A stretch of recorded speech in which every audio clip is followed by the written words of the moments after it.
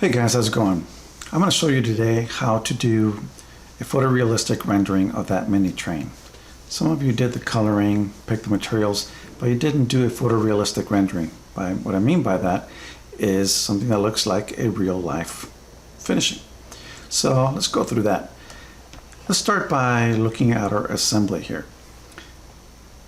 You're going to look for something called render tools. If you don't have this in your toolbar, you can also bring down something called from PhotoView 360, and you're going to pull something called Final Render off of that. Okay, so let's start by selecting our materials. One of the things if you didn't select material earlier while you were making each part, you can do that now. You can select the train, for example, and either right click on the list of parts or on the part itself. Right click and go to material and go to whatever it is that you want. In this case, I'm going to go ahead and select brass. It colors it as yellow. Brass is a shiny yellowish material, but it's a metal, so it's not going to look like this. But for the time being, that's as good as it gets on SolidWorks. I'm going to do the same thing on the smokestack. Go ahead, material, pick brass, and on the cow catcher as well. So I'm going to right click on it, material, brass, and on the linkage arms as well, material, brass. So once we have these, we can go ahead and select materials for all the other parts. Let's say this one looks like we might have already selected it as wood. So if I right click, go to material, I can go to edit material and see what it is that was selected as. We have a bunch of different materials. We have hundreds of different kinds, from metals to plastics, etc. But in here, it's selected under woods, and it is chosen as pine. So that's fine. We're going to close that. The wheels, I'm going to select rubber. And it looks like it's already here on the drop down.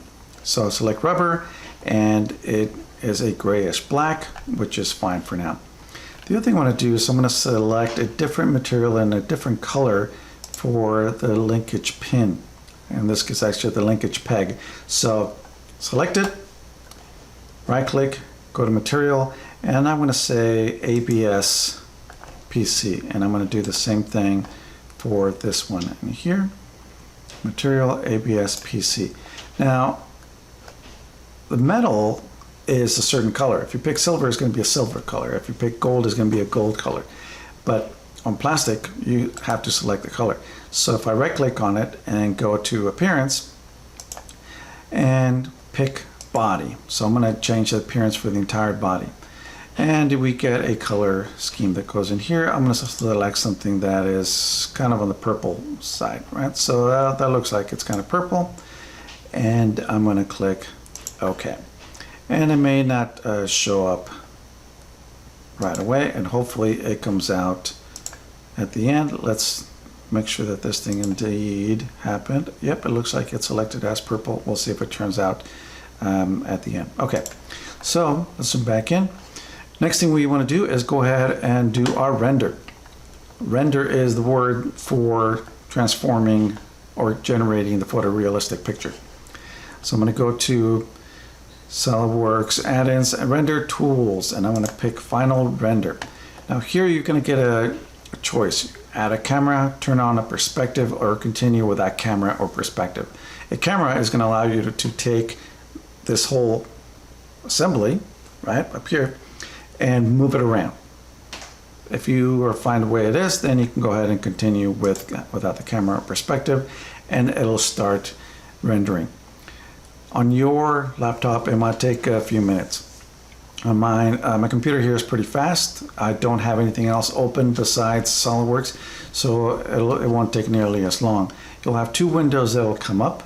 One of them is going to give you all of the statistics, how long is it going to take to render, etc.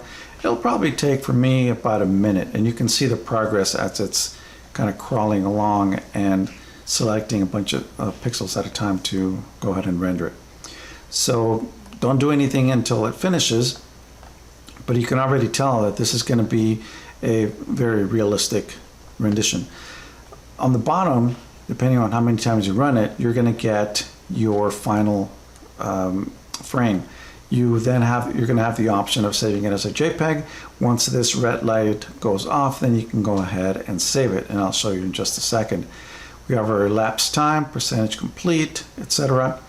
And if you really wanted to know about all the statistics about how much memory it's using, etc., it's here. Okay, so our render is finished, and we can look at the picture in the back. Pretty darn cool, I have to say.